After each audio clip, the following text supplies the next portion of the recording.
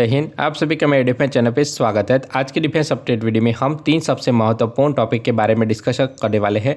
तो जो वीडियो की पहली अपडेट होगी वो रोल्स रॉयस के जेट इंजन को लेकर आने वाली है, क्योंकि पिछले वीडियो में हमने डिस्कशन किया था कि अमेरिकी कंपनी जीई, ब्रिटेन की कंपनी रोल्स रॉयस और फ्रांस की कंपनी सैफ्रन के द्वारा 3 अलग अलग जेट इंजन ऑफर दिए जा रहे हैं। उसमें जो रोल्स रॉयस का ऑफर है वो सबसे बेस्ट है। पर आज के वीडियो में हम यह डिस्कशन करेंगे कि रोल्स रॉयस के द्वारा जो 2 इंजन ऑफर किए गए हैं उन दोनों में से भारतीय वायुसेना के लिए बेस्ट ऑप्शन कौन सा हो सकता है। इसके अलावा वीडियो की next update M777 ultra light howitzer को लेकर आ रही है। तो अभी फिलहाल इस आर्टिलरी की रेंज 45 किलोमीटर के आसपास है, पर इस आर्टिलरी के लिए नई सेल को डेवलप किया जा रहा है, जिसकी वजह से इस आर्टिलरी की रेंज 150 किलोमीटर के आसपास रहने वाली है। वीडियो की जो तीसरी अपडेट है वो B1B बॉम्बर को लेकर आ रही है।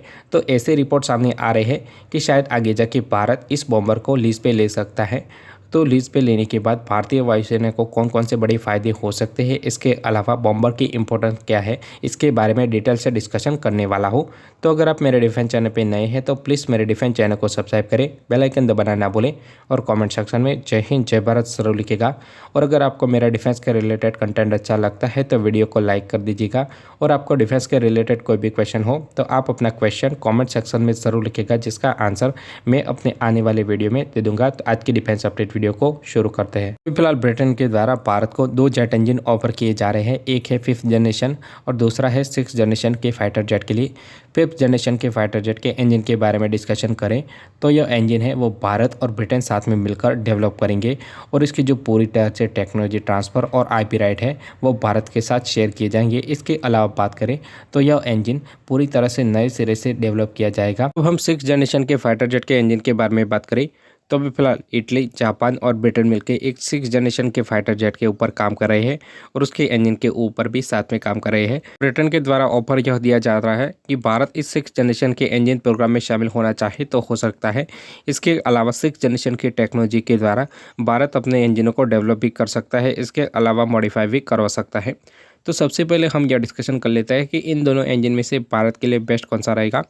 तो जो AMC Mark II होगा वो टोटली 6th जनरेशन का फाइटर जेट होगा और एक 6th जनरेशन फाइटर जेट के लिए एक 5th जनरेशन का इंजन कैसे पॉसिबल हो सकता है। तो 6th जनरेशन के फाइटर जेट होंगे उसमें डायरेक्ट एनर्जी वेपन यानी कि लेज़र वेपन लगे होंगे और इसके अलावा कई सारे अन्य इक्विपमेंट भी लगे होंगे। तो इन सभी को ही पावर देने के लिए एक 110 से लेकर 120 किलो न्यूटन वाला जेट इंजन क्या सफिशिएंट रहेगा।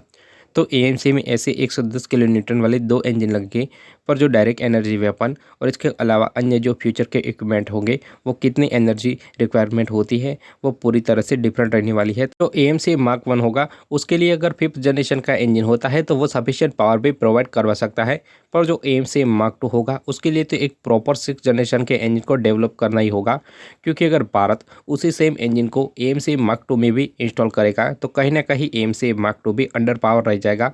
इसके अलावा पुराने इंजन तो भारत को भूल जाना ही चाहिए, क्योंकि उनके जो स्पेसिफिकेशन है वो 5th जनरेशन फाइटर जेट को ही मैच नहीं करते हैं, क्योंकि 5th जनरेशन फाइटर जेट का जो इंजन होता है उसको पावर ऑप्टिमम यानी कि मैक्सिमम प्रोड्यूस करना पड़ता है। इसके अलावा बात करें तो उसका जो थर्मल सिग्नेचर होता है वह भी मिनिमम होना चाहिए।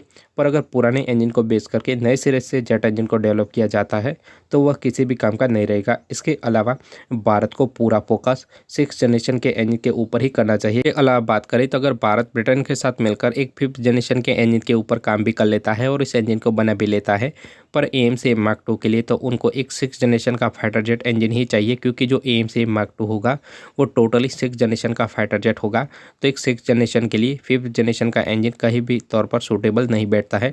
इसके अलावा जो पुराने ऑप्शन है वो तो भारत के लिए फेल है। इसके अलावा बात करें तो जो इनिशियल का है उसमें GE के F414 INS-6 इंजन लगने वाले हैं, तो वह इंजन भी किसी तौर पर AMC को सफिशिएंट पावर प्रोवाइड नहीं करा पाएंगे, क्योंकि आप देखोगे तो जो GE का F414 INS-6 इंजन है वही same to same FA-80 super hornet में भी यूज़ होता है।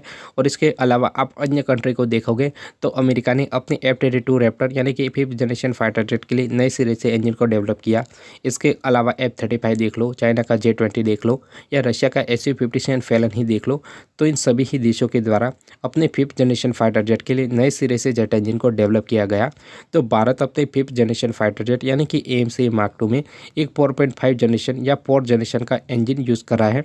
इसके अलावा जो नए सिरे से जेट इंजन डेवलप करने की बात हो रही है तो वह एक 5th जनरेशन का फाइटर जेट का इंजन है। इंजन को AMC Mark II में लगाने की बातचीत हो रही है, पर मैं आपको बता दूं कि GE का F414 इंजन है वो तो TEDBF और तेजस Mark II के लिए ही रखा जाए, और जो AMC Mark I है उसके लिए भी अलग तौर से एक 5th जनरेशन इंजन को एक्वायर किया जाए या बनाया जाए, तभी AMC अपनी मैक्सिमम कैपेबिलिटी को अचीव कर पाएगा। इसके अलावा जो AMC Mark II है उसके लिए तो एक प्रॉपर 6th जनरेशन का इंजन ही होना चाहिए। तो अगर इसी तरह काम चलता रहा तो जो AMC फाइटर जेट है वो अंडर पावर ही रहेगा। मुझे एक बात समझ नहीं आ रही है कि भारत अपने 5th जनरेशन फाइटर जेट में एक 4th जनरेशन के इंजनों को क्यों लगा रहा है। इसके अलावा भारत अपने 6th जनरेशन के फाइटर जेट इंजन के लिए एक 5th जनरेशन के इंजनों को क्यों ढूंढ रहा है। तो आपको अगर कुछ पता चले तो कमेंट सेक्शन में जरूर लिखिएगा। हम वीडियो की नेक्स्ट अपडेट के बारे में डिस्कशन कर लेते हैं, जो कि M777 अल्ट्रा लाइट होइजर को लेकर आ रही है। तो भारत ने इस आर्टिलरी को लाइट वेट होने की वजह से खरीदा। तो लाइट वेट होने की वजह से इस आर्टिलरी को बड़ी ही आसानी से एक जगह से दूसरी जगह ट्रांसपोर्ट भी किया जा सकता है।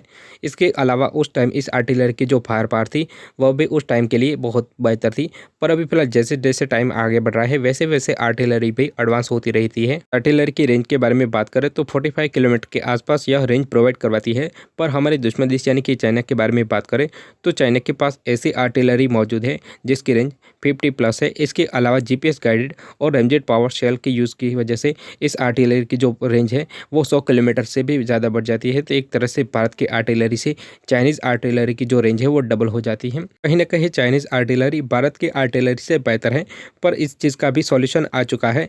तो M777 के लिए जनरल एटॉमिक्स ने एक नई शेल को ढूंढा है जिसकी रेंज 150 किलोमीटर के आसपास रहने वाली है। इसके अलावा इन शेलों में विंग्स भी लगे होंगे जिसकी वजह से यह मनूवर करते अपने टारगेट की ओर आगे बढ़ेगी।